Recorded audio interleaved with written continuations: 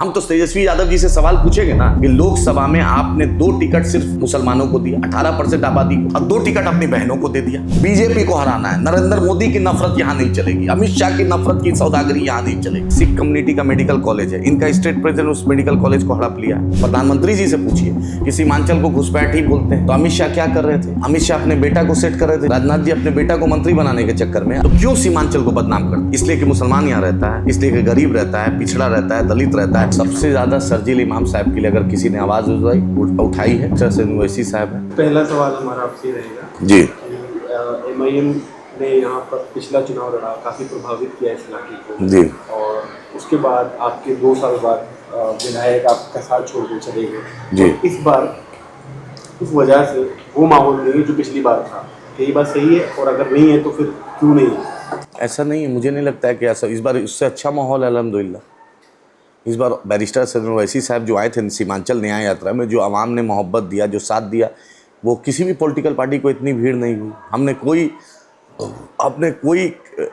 SIR यात्रा की तरह कोई बजट नहीं था, आवाम खुद ब खुद घर से निकलेगी। हमारे पास राहुल जी की तरह या तेजस्वी जी की तरह या मोदी जी की तरह स्टेज नहीं है, वो इंटरनेशनल स्टेज, लेकिन आवाम ने जिस मोहब्बत से बैरिस्टर साहब के पास अपने खुद ब खुद आई, क्योंकि वो जान रही है बैरिस्टर असदुद्दीन ओवैसी साहब दादरी पे, बाबरी पे, ट्रिपल तलाक पे, CNRC पर, 370 पे, मॉब लिंचिंग पर, पहलू खान पे, किसी मुद्दे पर अगर किसी ने बोला तो बैरिस्टर असदुद्दीन ओवैसी साहब ने बोला। अब बिहार में मुसलमानों के मुद्दे पर, दलितों के मुद्दे पर, सीमांचल के मुद्दे पर, हर मुद्दे पर, बिजली के मुद्दे पर, उर्दू TT के मुद्दे पर, उर्दू अनुवादक के मुद्दे पर, बिहार में अगर किसी को कहीं पर जुल्म हुआ है, सबसे पहली आवाज़ अगर बिहार विधानसभा में और बिहार विधानसभा के बाहर, उसका नाम अख्तरुल इमान साहब। बैरिस्टर असदुद्दीन ओवैसी साहब की सरपरस्ती जो महानंदा रिवर पे उन्होंने सीमांचल के इंसाफ के लिए, पहले नदी में भी उतरा था, आपने देखा होगा, नदी में उतरे थे, तो उस जगह भी ब्रिज बनने वाला। और तेजस्वी यादव जी मंत्री थे, उन्होंने सदन में ये बात को एतराफ़ किया कि अख्तरुल इमान साहब भाई मैं ये पुल आपको कर रहा हूँ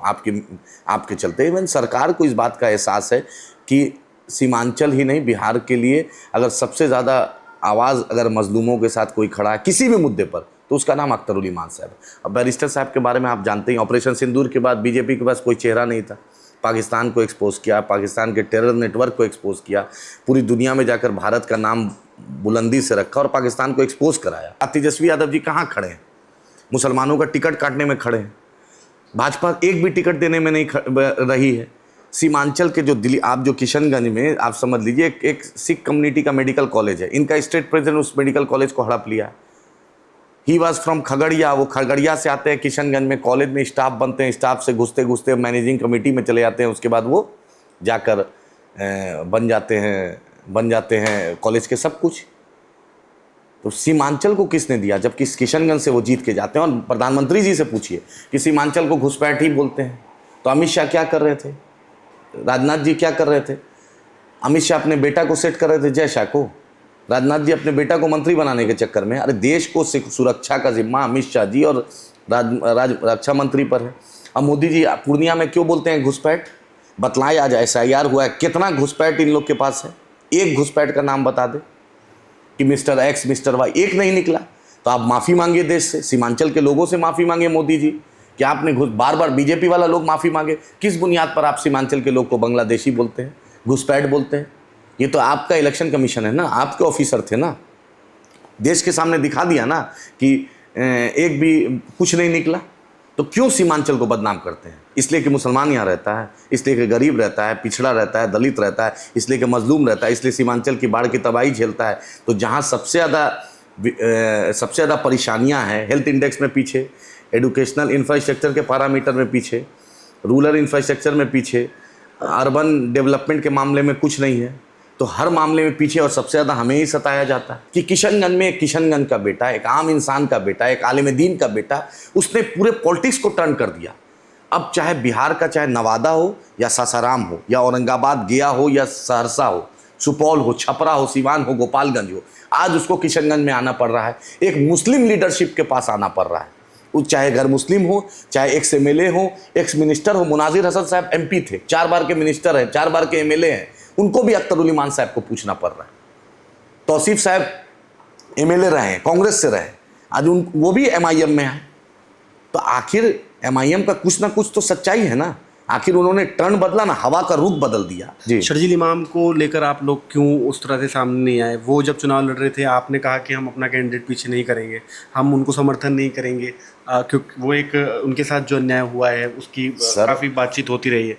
आप क्यों पीछे नहीं हटे? सबसे ज़्यादा शर्जील इमाम साहब के लिए अगर किसी ने आवाज़ उठाई है, उसमें फहरिस्त में बैरिस्टर सैयद ओवैसी साहब है। हम लोग ने भी टीवी में हमेशा उठाया, चाहे मीरान हैदर साहब हो, शर्जील साहब हो, सैफ़ी साहब हो, और चाहे जो गुलफ्शा हो, चाहे जो भी पूरी टीम जिसके साथ ज़्यादती हुई। लेकिन टिकट का जब मैंने घोषणा कर दिया, शर्जील इमाम के लिए असदुद्दीन ओवैसी साहब ने बहुत ज़्यादा बात नहीं की है। नहीं की है शुरुआत में जब वो जेल में गए उसके 1 साल बाद। सर हम लोग ने भी की है। अब 1 दिन 2 दिन, अब उसका तो नहीं हो सकता है 10 बार बोले, 3 बार बोले, 8 बार बोले। मेरे दिल से मोहब्बत है, ये नहीं कि दिखावा कर रहे हैं। जब मैंने किसी को कमिटमेंट दे दिया, एक 4 बार का एक्स MLA तौसीफ साहब मेरी पार्टी में आए, उन्होंने लोकसभा में मुझे मदद की और वो मेरी पार्टी में आए।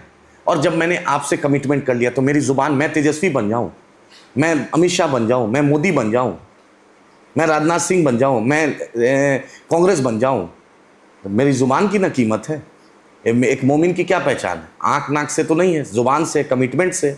मैंने जब तौसीफ साहब को, बैरिस्टर सैयद ओवैसी साहब ने 24 अप्रैल को पार्टी ज्वाइन करा दिया, टिकट की घोषणा कर दी। अब आप ही बताइए, जब जुबान मैंने दे दिया, लोकसभा में उस आदमी ने मदद की। और आपको एक बात बता दूं, आप ही के कैंडिडेट कह रहे हैं कि शर्जील इमाम को तो मैं जानता ही नहीं हूँ। कौन? तौसीफ भाई बैरिस्टर असदुद्दीन ओवैसी साहब। अच्छा, ये क्या जरूरी है कि आदिल हसन हर कुछ जाने? कैंडिडेट बोल सकता है? ऐसा हो सकता है वो नहीं जानते होंगे? भाई आप ये तो उनसे पूछिएगा। लेकिन बैरिस्टर असदुद्दीन ओवैसी साहब, अख्तरुल ईमान साहब, आदिल हसन साहब ऐसा तो नहीं कह रहे। और वो पार्टी में आए, उनका कुछ लोकल कुछ नहीं जानते हो? कोई ज़रूरी नहीं हर कुछ हर लोग जानता है।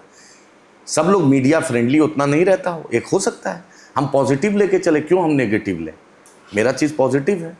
और हमने जुबान दे दिया था एक आदमी। आप मान रहे हैं कि गलती हुई? नहीं, उनकी नहीं, कोई नहीं जानता होगा गलती क्या हो सकती। भाई मुझे भी बोलिएगा कि आप ऐसे, आपको ये उम्मीद होनी चाहिए कि आपका जो उम्मीदवार है वो मुस्लिम इश्यूज को लेके इतना तो जागरूक हो कि उसको पता हो कि एक लड़का 5 साल से जो कि बिहार से है, जेल में है जी, और वो उसको नहीं जान रहा है। ये तो कमी। सर देखिए, अब किसी भी MLA को, किसी भी कैंडिडेट को, अब उसका कितना वो जानता है, इसकी जानकारी लेके तो टिकट नहीं देंगे सर। टिकट देने का पैरामीटर तो विनिबिलिटी भी होता है, लोग की पॉपुलैरिटी भी होता है, उसने इलाके में कितना काम किया ये भी होता है। सिर्फ आदिल और इमरान को जानते नहीं, ये तो पैरामीटर सर नहीं हो सकता। ये हर बार ये एक दिमाग में लोग को, हवा नहीं, हम हवा पे नहीं, हम आवाम के दिलों में बसते हैं। हम हवा में नहीं, तो चुनावी लाइन हो गई। नहीं, हम दिलों में बसते हैं। अल्हम्दुलिल्लाह पूरे बिहार में सबसे थम्पिंग मेजोरिटी से जीतने वाले शख्स का नाम अख्तरुल ईमान साहब, 50,000 से ऊपर मार्जिन का।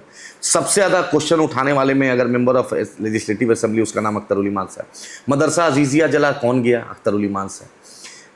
जब औरंगाबाद नबी नगर में मॉब लिंचिंग हुआ, कौन गया? अख्तरुल ईमान साहब। बेला में जब मॉब लिंचिंग हुआ, कौन गया? अख्तरुल ईमान साहब। जब अभी मिलादुन नबी के मौके में कस्टोडियल डेथ हुआ राजा पाकर में, कौन गया? शाह साहब फ़कीर कम्युनिटी से आते थे, कौन गया? अख्तरुल ईमान साहब। उर्दू TT, उर्दू अनुवादक, मदरसा बोर्ड, मदरसा का सैंक्शन, मदरसा का ग्रांट, मदरसा टीचरों का तनख्वाह, मदरसा के एग्ज़ाम में जो क्लैश करत, हर मुद्दे पर अल्हम्दुलिल्लाह, अल्लाह सुम्मा अल्हम्दुलिल्लाह, अल्लाह का करम है कि ऐसा कोई मुद्दा नहीं रहा है। ओपन आपके चैनल के सामने बोल रहा हूँ कि हम लोग को कोई भी किसी भी नेटवर्क से पता चला है, अगर सबसे पहले पूरे बिहार के 38 डिस्ट्रिक्ट है, 40 लोकसभा है, 243 असेंबली है, हमने कभी ये नहीं देखा कि वो मेरी कॉन्स्टिट्यूंसी है, वो मेरी नहीं कॉन्स्टिट्यूंसी। कि छवि एक ऐसी ऑर्गेनाइजेशन की है, ऐसी पार्टी की है जो एक सिर्फ एक नाम में भी आपके आता है इत्तेहादुल मुस्लिमीन, तो वो उससे वो सोचते हैं कि अगर हम इनके साथ जाएंगे तो एक डेंट लगेगा। सर तब उपराष्ट्रपति चुनाव में वोट लेते हैं, राष्ट्रपति चुनाव में वोट लेते हैं, इमरान प्रतापगढ़ी को राज्यसभा भेजने में लेते हैं, न्यूक्लियर डील में UPA 1 UPA 2 में हम साथ थे। अभी रेवंत रेड्डी साहब चीफ मिनिस्टर हैं, हर दिन फ्लोर में बोलते हैं मैं अकबर ओवैसी साहब का शुक्रिया, मैं MIM का शुक्रिया, मैं बैरिस्टर असदुद्दीन ओवैसी साहब का शुक्रिया कि उन्होंने इतनी मदद की हैदराबाद को, तेलंगाना को आज मजबूत करने में। ये दोनों भाइयों ने अपने आप को वक्फ कर दिया। तो एक सिटिंग चीफ मिनिस्टर कांग्रेस का इतनी तारीफ कर रहा है, एक सिटिंग चीफ मिनिस्टर, और भी स्टेट प्रेसिडेंट वो शख्स रहा है जिसकी क़ियादत में कांग्रेस वहाँ सरकार में आई है, हर दिन बोलता है।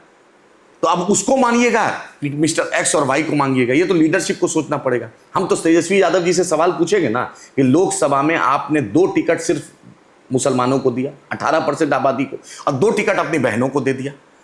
तो मुसलमान इतना भी नहीं पूछे तेजस्वी जी से। और तेजस्वी जी यही पूर्णिया में आए थे, पप्पू जी ने इंडिपेंडेंट लड़ रहे थे, तेजस्वी जी ने अलल एलानिया कहा था या एनडीए को दीजिए या इंडिया को दीजिए। क्या आप भाजपा की वकालत कर सकते हैं और आप एक मुस्लिम क़यादत के लिए इतनी दिक्कत? मेरे एमएलए को आपने तोड़ दिया, जबकि हम कुछ नहीं मांगते हैं आपसे।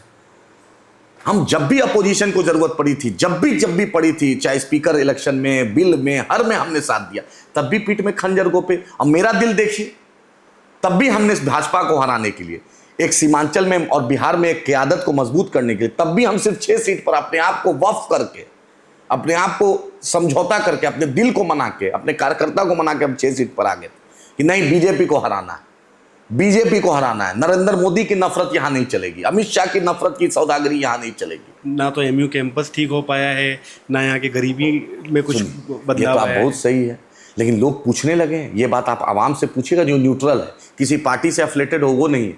आज आप लोगों ने क्या किया इसके लिए? हमने इतनी सबसे बड़ी बात की है, बैरिस्टर असद ओवैसी साहब ने, अख्तर उल ईमान साहब ने, इंजीनियर आफ्ताब साहब ने एक काम किया है, एक आवाम के बीच किया है कि आज आवाम ब्लॉक में जाती है, डीएम साहब के यहाँ जाती है, एसडीओ साहब के यहाँ जाती है और पूछ रही है कि 18% लोगों को क्या मिला। कटिहार, पूर्णिया, अररिया, किशनगंज, बलरामपुर, बारसोई, कोचा दामन, टेरागाज, पोठिया, कस्बा, अमोर, डगरुआ, ठाकुरगंज, बहादुरगंज में पूछ रहा है लोग कि मेरी हिस्सेदारी कहाँ है, बीडीओ साहब बताइए कब आइएगा। पहले ये नहीं था। 20 या 24 विधायकों से सरकार तो नहीं बना हम लेंगे। सरकार नहीं बनाएंगे, लेकिन सरकार बदलेंगे कैसे फिर? हाँ, हम उस पार्ट ऑफ टीम रहेंगे, हम एक प्रेशर ग्रुप बनाएंगे। हम 7 एमएलए हैदराबाद में, लेकिन पूरे हिंदुस्तान में सबसे ज्यादा माइनॉरिटी बजट अगर है तो हैदराबाद में, तेलंगाना में रहा। हर मुद्दे पर आप एक example, RPF constable Chetan Sharma ने 3 लोग को गोली मारी, एक बिहार का रहने वाला था, एक तेलंगाना का, एक जयपुर का। आप बतलाइए, मैंने हैदराबाद में मेरी क़यादत ने उसको 2 BHK फ्लैट दिलवाया, पैसा भी दिलवाया, सीएम रिलीफ फंड से भी पैसा दिलवाया और हमने नौकरी भी दिलवाई। बतलाइए दूसरी जगह कहाँ हुआ?